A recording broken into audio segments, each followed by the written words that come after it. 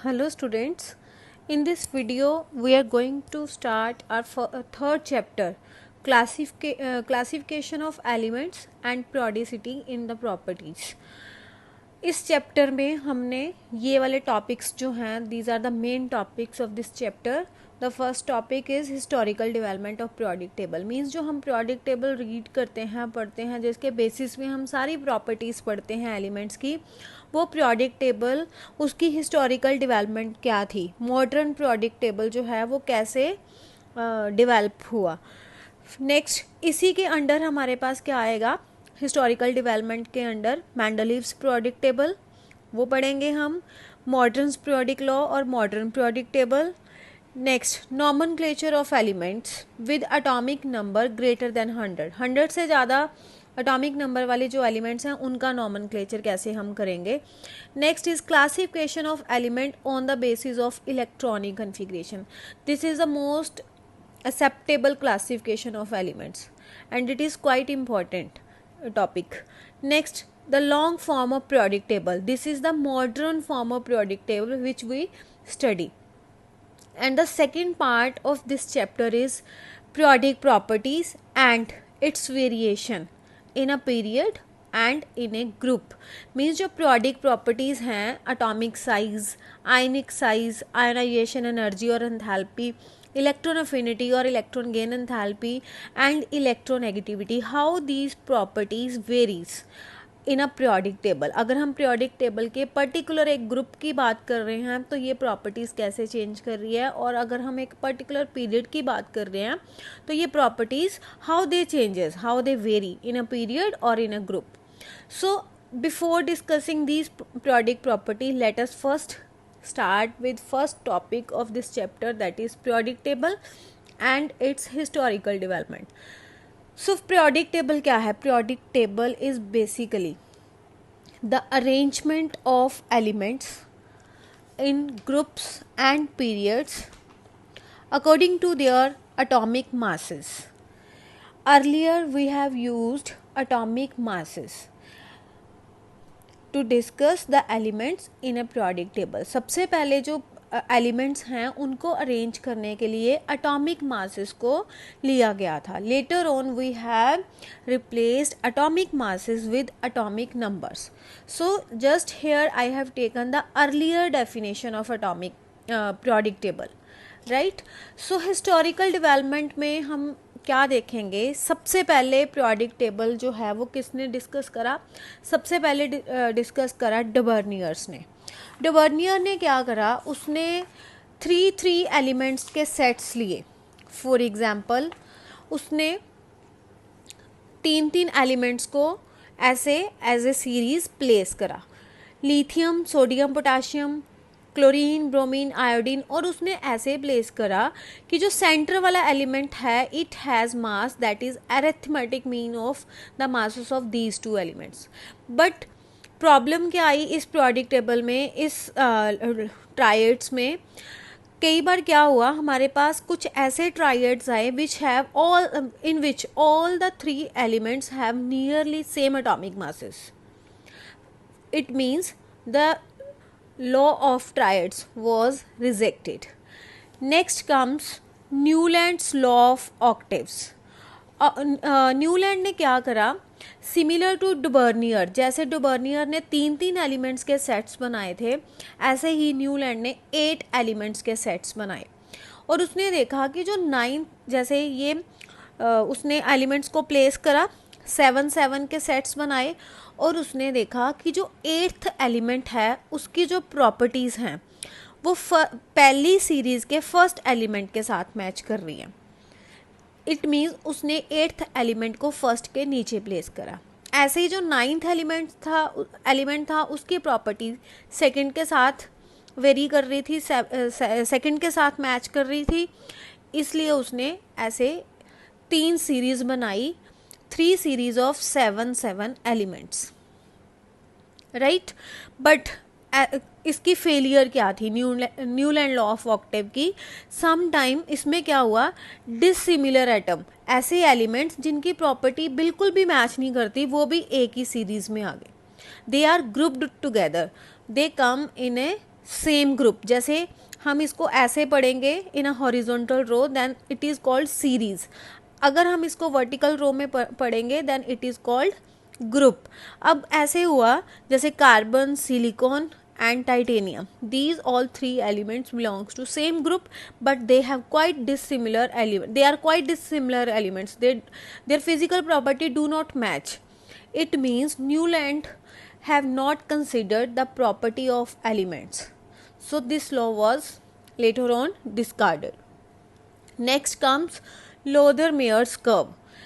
Luther-mayor ने क्या करा, एटॉमिक मास को रिप्लेस करा एटॉमिक वॉल्यूम के साथ। उसने मास एलिमेंट्स को according to their atomic volumes arrange करा और देखा कि एक ऐसी कर्व आई which is called Lothar Meyer curve. और इस कर्व के जो काफ़ी सारी फिजिकल प्रॉपर्टीज़ थी एलिमेंट्स की, इस कर्व ने एक्सप्लेन करी थी, लेकिन it was very difficult to remember this curve. So this curve was later on, or we can say we do not use this Lothar-Meyer curve for the identification of elements.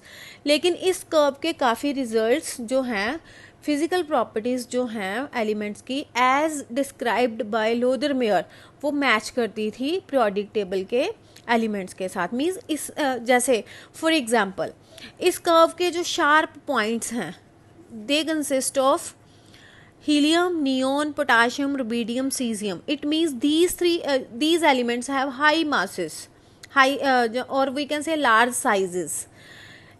और यही ऐसे ही modern periodic table में भी है कि ये जो elements हैं sodium, potassium, rubidium, caesium, they have large sizes. It means इसकी काफ़ी प्रॉपर्टीज़ मैच कर रही थी मॉडर्न पीरियोडिक टेबल के साथ, but it was quite difficult to remember this curve और remember all these elements in a curve, so this curve was later on discarded. Next comes Mendeleev's periodic law और Mendeleev's periodic table. Mendeleev periodic law में क्या करा, Mendeleev ने periodic properties को discuss करा according to the atomic number of elements. Atomic numbers लिए और Mendeleev ने ही जो ओरिजिनल पीरियोडिक टेबल है वो मेंडलीव ने दिया and he discussed the periodic table age groups and periods. Means जो हम मॉडर्न पीरियोडिक टेबल पढ़ते हैं ना, जो अब पढ़ रहे हैं, that is the advancement of this original periodic table given by Mendeleev. और मेंडलीव ने क्या करा, एलिमेंट्स को हाइड्रोजन एंड यूरेनियम के बीच में उनको अरेंज करा और 90 स्पेसेस छोड़ी एलिमेंट्स के बीच में. वो वाली स्पेसेस खाली थी क्योंकि वो वाले एलिमेंट्स तब डिस्कवर्ड नहीं थे. इट मीन्स मेंडलीव ने कुछ ऐसी खाली जगह छोड़ने से क्या जो हमें क्या रिजल्ट मिलता है, it means there would be some elements which were not discovered at that time. और लेटर ऑन जो बाकी वर्कर्स थे उनको ये हेल्प मिली कि यहाँ पे कुछ एलिमेंट्स आने चाहिए. It means the empty spaces left over by Mendeleev in the original periodic table has led to the discovery of new elements. So only 63 elements were known at that time and Mendeleev ने क्या करा, जो खाली spaces छोड़ी थी उन elements के लिए, वो अननोन एलिमेंट्स थे जो अभी डिस्कवर नहीं हुए थे, लेकिन उसने उसकी फिजिकल प्रॉपर्टीज़ पहले ही डिस्क्राइब कर दी थी. और यही फिजिकल प्रॉपर्टी को जो उसने पहले ही प्रिडिक्ट करी थी, वही फिजिकल प्रॉपर्टीज़ को फ्यूचर साइंटिस्ट ने अपनी discovery of new unknown elements के लिए यूज़ करा. अब मेंडलीव ने जो पीरियोडिक टेबल दिया, that periodic table was consisting of 8 groups. Clear. So in that 8 group हमारे पास एलिमेंट्स को उसने डिस्क्राइब करा, बट उसने क्या करा था, एलिमेंट्स को लिया था as according to their increasing atomic masses. उसने 8 ग्रुप्स ऐसे डिस्क्राइब करे थे. इट मीन्स जो पोजीशन ऑफ आइसोटोप्स है that will not be described, because isotopes क्या होते हैं, आइसोटोप्स हैं वो वाले एलिमेंट्स जिनका एटॉमिक नंबर सेम है बट एटॉमिक मास डिफरेंट है. It means periodic table will consist of will should have different position for isotopes, but in the modern or in the modern periodic table जो अब हम पढ़ रहे हैं उसमें isotopes के लिए डिफरेंट पोजीशन असाइन नहीं करी हुई. So this was the major drawback of Mendeleev's original periodic table. So Mendeleev का जो ओरिजिनल प्रोडिक्ट टेबल था वो कुछ ऐसा था. उसने 8 ग्रुप्स ऐसे बनाए थे. ग्रुप 1, 2, 3, 4, 5, 6, 7 एंड 8 ग्रुप ऐसे ग्रुप्स थे. कुछ उसने खाली जगह छोड़ी थी जिसमें न्यू एलिमेंट्स की लेटर ऑन डिस्कवरी हुई. उसके बाद इसी की ही थोड़ी सी एडवांसमेंट, क्योंकि मैंडलीव्स का जो ओरिजिनल प्रोडिक्ट टेबल था that was based on atomic masses. इसी की ही एडवांसमेंट जो थी that was modern periodic table और मॉडर्न मैंडलीव प्रोडिक्ट टेबल. उसने क्या करा मॉडर्न प्रोडिक्ट टेबल में, क्या करा मैंडलीव ने जो मैंडलीव का प्रोडिक्ट टेबल था उसी को ही हम मॉडर्न मैंडलीव प्रोडिक्ट टेबल कहेंगे, with a single advancement of taking atomic number, right. So he has taken in the modern periodic table, physical and chemical property of elements are periodic function of their atomic numbers and not the atomic masses. It means अगर हम atomic numbers को लें तो हम position of isotopes जो है वो हम well describe कर सकते हैं in the periodic table. So जो modern periodic table है that was consisting of 8 groups, from 1 to 8 groups, and there is one additional group that is 0 group. उसने मॉडर्न प्रोडिक्ट टेबल में मैंडलीव का जो modern periodic table है that consist of 9 groups 0 से 8 तक, और 9th group जो है उसको नंबर दिया 0. 1 to 8 जो है वो अलग किए और 9th ग्रुप को नंबर दिया 0 ग्रुप. क्लियर. और इसी में ही जो प्रोडिक्ट टेबल है मॉडर्न मॉडिफाइड प्रोडिक्ट टेबल जो है मैंडलीव का उसमें हर एक ग्रुप को आफ्टर थर्ड सीरीज, तीसरी सीरीज के बाद जो ग्रुप है each group is divided into 2 sets, A and B sets. So इस प्रोडिक्ट टेबल में काफ़ी सारी एडवांसमेंट्स मिली. क्या सबसे पहली एडवांटेज है कि इस प्रोडिक्ट टेबल में काफ़ी सारे एलिमेंट्स को क्लासीफाई किया गया. सेकेंड एडवांसमेंट जो थी that was discovery of new elements, क्योंकि जो पहले वाला प्रोडिक्ट टेबल था उसमें काफ़ी सारी खाली जगह छोड़ी गई थी. उसी खाली जगह में अननोन एलिमेंट्स की डिस्कवरी करके उसमें उनको नए एलिमेंट्स को फिल किया गया. Another correction that he was used, he has taken atomic masses, he relate atomic mass with equivalent mass and valency also. अब डिफेक्ट्स क्या थे मैंडलीव के मॉडर्न प्रोडिक्ट टेबल के? Position of hydrogen. जो position of hydrogen है वो that is anomalous even in the modern periodic table that we which जो modern periodic table है उसको हम कहते हैं एक्सटेंडेड और long form of predict table जो अब हम यूज़ करते हैं. उसमें भी पोजीशन ऑफ हाइड्रोजन अनॉमलस ही है, क्योंकि हाइड्रोजन एक ऐसा एलिमेंट है जिसकी प्रॉपर्टी एस ब्लॉक के एलिमेंट्स के साथ भी मैच करती हैं और हेलोजन्स के साथ भी मैच करती हैं. The other defect was similar elements separated. जो पीरियोडिक टेबल मैंडलीव ने दिया था मॉडर्न, उसमें वेरियम एंड लेड एलिमेंट जो है उनकी प्रॉपर्टी आपस में काफ़ी मैच करती हैं but they were separated. And dissimilar elements, कई ग्रुप ऐसे थे जिसमें डिसिमिलर एलिमेंट्स को इकट्ठे प्लेस किया हुआ था. उसके बाद नेक्स्ट हमारे पास है नेक्स्ट डिफेक्ट जो है that was metal and non metal. जो पीरियोडिक टेबल है मैंडलीव का दिस वन, इसमें उसमें मेटल और नॉन मेटल की डिस्टिंक्शन नहीं पता चली. मीन्स कौन से साइड किस पीरियोडिक टेबल की कौन सी साइड्स पे मेटल रहेंगी, कौन सी साइड पे नॉन मेटल रहेंगी, ऐसी डिस्टिंक्शन वहाँ नहीं आई. इस पीरियोडिक टेबल में ये डिस्टिंक्शन नहीं है. Similarly the very major defect of this periodic table is the d block elements. Iron cobalt, उसने इस पीरियोडिक टेबल में हमारे पास कितने ट्रांजिशन एलिमेंट्स हैं? ट्रांजिशन और d block element one is the same thing. 3, 6, 9 means only 9 elements were return but actually there are around 40 transition elements. So the Mendeleev regarded only 3 triads of transition elements, but modern studies suggest that there are 40 transition elements. So next come the classification of elements on the basis of electronic configuration. हमने क्या करना है, on the basis of electronic configuration देखना है कि elements को हम कैसे प्लेस कर सकते हैं. इसमें फर्स्ट क्लासिफिकेशन है बोहर्स क्लासिफिकेशन. बोहर ने क्या करा, पूरे पीरियोडिक टेबल को 4 ग्रुप्स में डिवाइड कर दिया. इनर्ट गैसेस, रिप्रेजेंटेटिव और normal elements, transition elements and inner transition elements. Inert gases वो वाली गैसेस थी जिसमें s और p ऑर्बिटल की फिलिंग होएगी.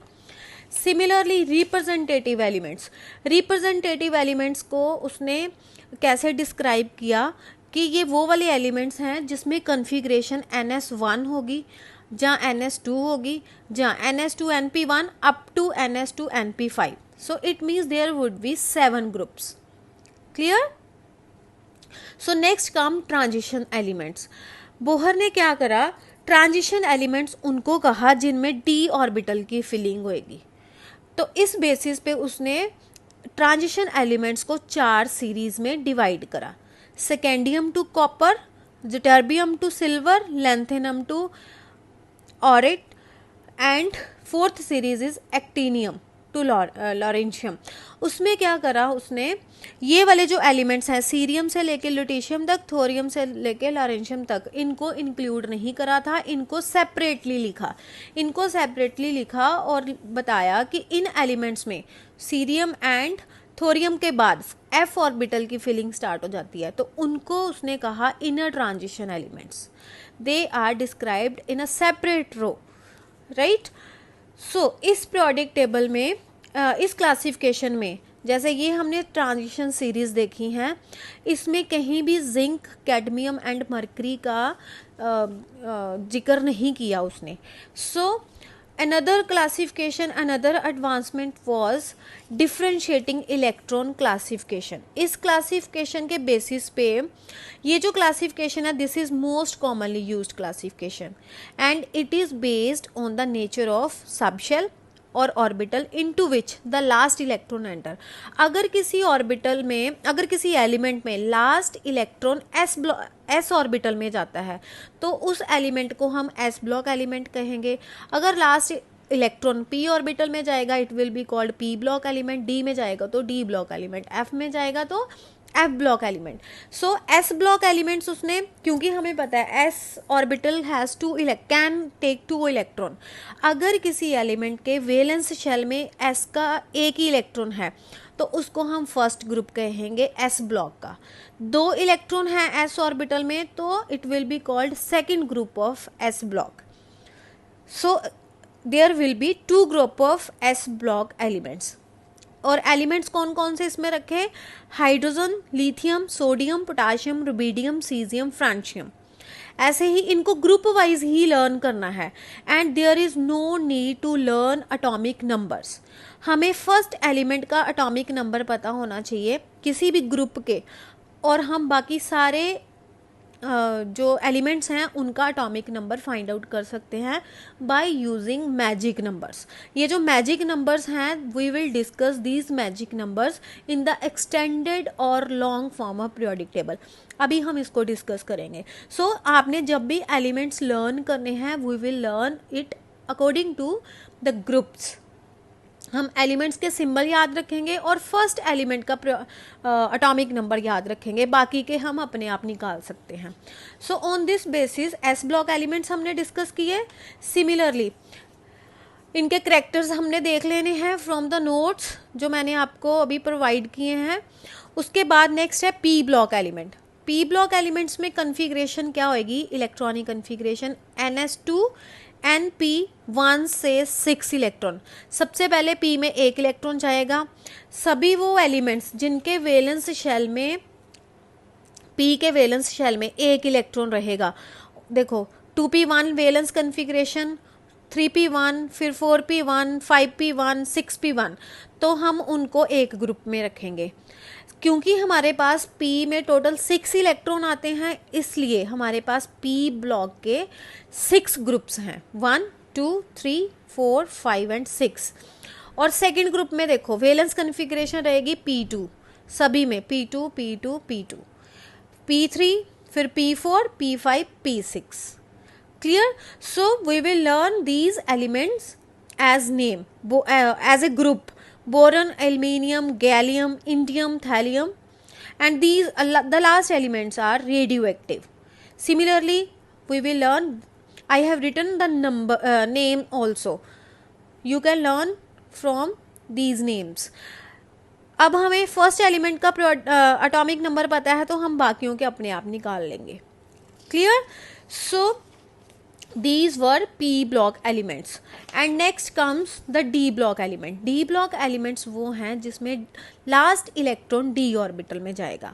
अब देखो हम जब भी इलेक्ट्रॉन्स की फिलिंग करते हैं तो अब वाउ प्रिंसिपल कहता है कि जिसकी एनर्जी पहले कम है हम पहले उसको फिल करेंगे, उसके बाद ज़्यादा एनर्जी वाला. तो since s orbital has lower energy it will be filled first, means s में 2 इलेक्ट्रॉन होंगे ही होंगे. देन डी में आपने फिल करने हैं, क्योंकि डी में टोटल 10 इलेक्ट्रॉन आते हैं तो मैंने यहाँ 1 से 10 तक लिखा है. पहला जो डी ब्लॉक एलिमेंट है उसमें D1 कन्फिग्रेशन रहेगी, then D2, D3, D4 and up to D10. Because जब हमने शेल्स और क्वांटम नंबर्स करे थे तो हमारा फर्स्ट डी ऑर्बिटल कौन सा आया था? 3D. 1D and 2D was not possible. This thing we have already discussed. Why 1D and 2D are not possible? So first d orbital is 3D orbital. So in the first series of d block 3D orbital will be first. So first element scandium, उसकी configuration है 4s2 3d1. D1 फिर next element का होगा, ये मैं series की बात कर रही हूँ, नॉट अ ग्रुप. मैं ग्रुप की बात नहीं कर रही हूँ, मैं डी ब्लॉक की सीरीज की बात कर रही हूँ. डी ब्लॉक में टोटल 10 एलिमेंट्स आएंगे एक सीरीज में. जैसे पी ब्लॉक की एक सीरीज में कितने इलेक्ट्रॉन एलिमेंट्स आए? 6.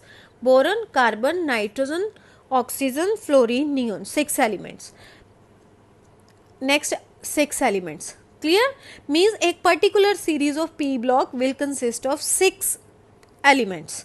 Similarly, a particular series of D block will consist of 10 elements since there can be maximum 10 electrons in D orbital. पहले एलिमेंट में D1 कन्फिग्रेशन रहेगी, सक्सेसिवली इलेक्ट्रॉन फिल करेंगे तो D10 तक पहुंचेगा, that is zinc. Next series is yttrium which has atomic number 39. अब यहाँ पे 3D था तो अगली सीरीज का अटोमिक नंबर क्या होगा? नेचुरली प्रिंसिपल क्वांटम नंबर क्या होगा? Naturally 4D, then 5D, then 6D. तो ऐसे ही हम इसको 3D सीरीज कहेंगे. और first transition series means first D block element series, second, third series, fourth series. Clear? So these were the elements of D block. से अब हमने क्या करा, जो 5D सीरीज थी आफ्टर लेंथेनम, जो नेक्स्ट एलिमेंट है उसका जो अटोमिक जो नेक्स्ट एलिमेंट सीरियम है 58. सीरियम में in comparison to d f electron की फिलिंग होनी स्टार्ट हो जाती है. It means last electron will enter in f orbital. It means after lanthanum there will start the series of f block element. लेकिन हम उनको D में include नहीं कर सकते क्योंकि हम तो डी ब्लॉक की सीरीज को पढ़ रहे हैं. We will include those element as f series. इसलिए हमने क्या करा, लेंथेनम के बाद वाले जो एलिमेंट्स हैं, जैसे देखो हमने ये 21 लिया था, 10 एलिमेंट्स हैं तो लास्ट वाले एलिमेंट का एटॉमिक नंबर आया 30. ऐसे ही 57 है तो लास्ट वाले एलिमेंट का एटॉमिक नंबर 80 नहीं आना चाहिए. It means there is a difference, there will be 14 extra elements. हमारे पास 10 आने चाहिए थे. 39 से 48, 57 से हमारे पास नेक्स्ट एलिमेंट का क्या आना चाहिए था एटॉमिक नंबर. अब 57 में 9 आप प्लस करके देखो तो आना चाहिए था 66, but it is 80. It means there are 14 extra elements and those 14 extra elements were f block elements. उसको हम क्या कहेंगे, उनको हमने पीरियोडिक टेबल की लास्ट में 2 सीरीज को लिखा हुआ है. ऐसे 60 सीरीज में भी देखो 89 है और 112 आ रहा है last element. It means there are also 14 extra elements. That extra elements are f block elements. उनको हमने पीरियोडिक टेबल में सबसे लास्ट में रखा हुआ है। सो हमें पता है कि जो एफ ब्लॉक एलिमेंट्स हैं, फर्स्ट एफ ऑर्बिटल कौन से नंबर का आता है, 4f का। अगर आप electronic configuration aufbau principle का जो मैंने आपको एक सेट बना के दिखाया था, उसमें हमारे पास 1f 2f 3f नहीं आए थे। First F orbital was with principal quantum number 4. So first series of f block element will be 4f series, means those elements which involve the filling of 4f orbital. Second series will be 5f series. Clear? So up to this we have discussed the classification, and in the next video we will discuss the extended or long form of periodic table in brief. And this periodic table is the modern periodic table that we use, that we discuss in discussing the periodic properties of elements.